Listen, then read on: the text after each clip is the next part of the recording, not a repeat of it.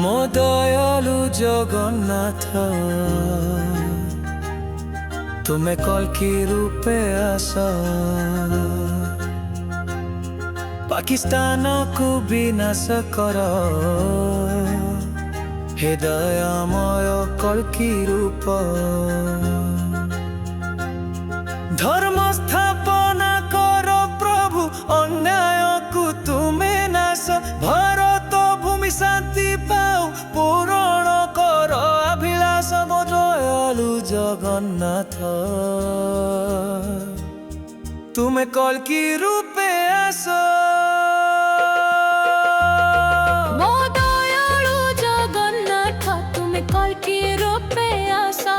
पाकिस्तान को विनाश कर, हे दयामय कल्की रूप जगन्नाथ।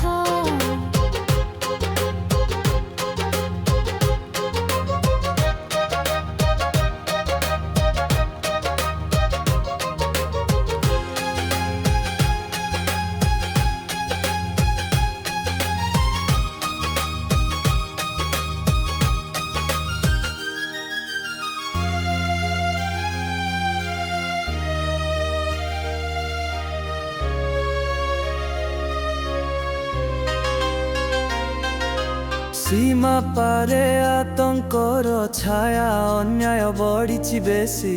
तुम चक्र घूरिले भय सबु हेब दूरे नासी।